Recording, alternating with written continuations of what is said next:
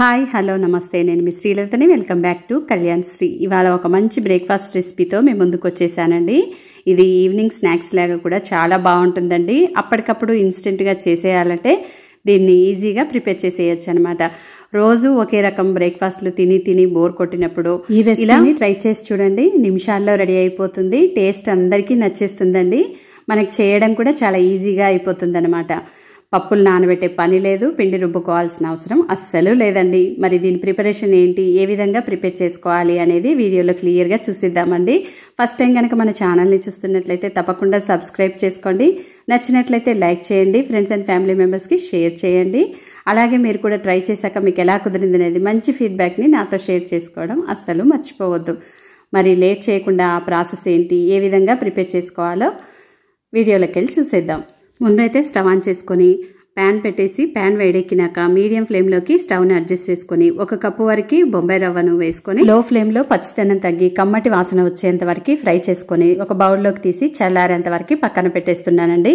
ఆ తర్వాత మిక్సింగ్ బౌల్లోకి 1/2 కప్పు ఫ్రెష్ పెరుగైనా లేదంటే పుల్లటి పెరుగు అయితే ఇంకా చాలా మంచిదండి వేసేసుకొని రుచికి సరిపడినంత సాల్ట్ను 1/2 స్పూన్ వరకు వంట సోడాను వేసుకొని పెరుగు తరగలుగా లేకుండా ఇక్కడ చూపించిన విధంగా బాగా బీట్ చేసుకున్న తర్వాత చల్లారిపోయిన ఈ రవ్వను ఇందులోకి వేసేసుకొని అలాగే దీనిలోకి 2 స్పూన్ల వరకు బియ్య పిండిని కూడా వేసేసుకోవాలండి.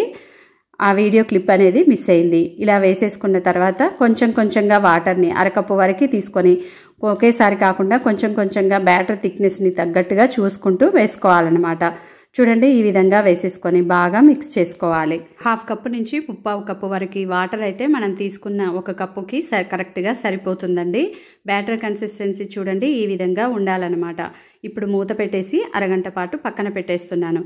ఈలోపు దీనిలోకి ఉల్లిపాయ క్యారెట్ని సన్నగా గ్రేట్ చేసుకుంటున్నానండి. ఒక చిన్న ఉల్లిపాయని సన్నగా గ్రేట్ చేసుకొని ఒక 2 క్యారెట్స్ని, ఒక పచ్చిమిర్చిని, కొంచెం కొత్తిమీర, పుదీనా, కరివేపాకు అన్నీ కూడా వీలైనంత సన్నగా కట్ చేసుకున్నాయి. 1 స్పూన్ వరకు మిర్చి పొడిని, మీరు కావాలంటే గరం మసాలా కూడా 1/2 స్పూన్ వరకు వేసేసుకోవచ్చండి. చిన్నపిల్లలు ఉన్నట్లయితే పచ్చిమిర్చిని తీసేసి పూర్తిగా మిర్చి పొడిని వేసేసుకొని కలిపి రెడీగా పక్కన ఉంచేస్తున్నాను. చూడండి, 1/2 an hour తర్వాత బ్యాటర్ అనేది కరెక్ట్గా సెట్ అయిపోయింది. కొంచెం దగ్గరగా ఉన్నట్లయితే మరొక 2 స్పూన్ల వరకు వాటర్ని వేసేసుకొని బాగా మిక్స్ చేసుకున్న తర్వాత స్టవ్ ఆన్ చేసుకొని ప్యాన్ పెట్టేసి ప్యాన్ అనేది బాగా వేడెక్కిన తర్వాత రెడీ చేసుకున్న బ్యాటర్ని దీని మీద వేసేసుకొని స్లోగా ఇలా ప్యాన్ మీద స్ప్రెడ్ చేసుకోవాలండి. మరీ పలుచగా కాకుండా ఊతప్ప మాదిరిగా వేసేసుకున్న తర్వాత అంచుల వెంబడిగా ఆయిల్ని వేసేసుకోవాలి. స్టవ్ అనేది మీడియంలోకి అడ్జస్ట్ చేసుకొని ఇలా ఆయిల్ని కూడా వేసేసుకున్న తర్వాత ఉల్లి, కొత్తిమీర, పుదీనా తరుగుని ఈ మధ్యలోకి వేసేసుకుందాం. కాస్త ఎక్కువగా వేసుకున్నట్లయితే టేస్ట్ అనేది బాగుంటుందండి. ఇలా అద్దినట్టుగా చేయండి. ఆ తర్వాత స్టవ్ని లో టు మీడియంలోకి అడ్జస్ట్ చేసుకొని మూత పెట్టేసి స్లోగా ఇది చక్కగా రంగు మారేంత వరకు, అంటే కింది వైపు అంచుల వెంబడిగా కొంచెం కలర్ వచ్చేలాగా నిదానంగా ఫ్రై చేసుకోవాలన్నమాట. చూడండి, ఈ విధంగా మరొకసారి ఇలా స్పూన్తోని గట్టిగా ప్రెస్ చేసి కింది వైపు చూడండి చక్కగా మంచి కలర్ వచ్చేసింది కదా. ఇప్పుడు రెండో వైపుకి టర్న్ చేసుకుందాం.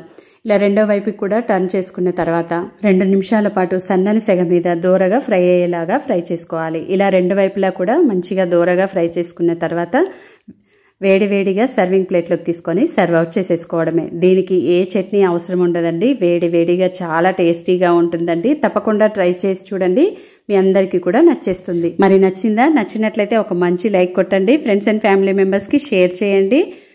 మీరు కూడా ట్రై చేశాక మీకు ఎలా కుదిరింది అనేది మంచి ఫీడ్బ్యాక్ని నాతో కామెంట్ సెక్షన్లో షేర్ చేసుకోవడం అస్సలు మర్చిపోవద్దండి. మరి ఇలాంటి టేస్టీ రెసిపీస్ కొరకు మన ఛానల్ని సబ్స్క్రైబ్ చేసుకోండి. Thanks for watching. See you in next video.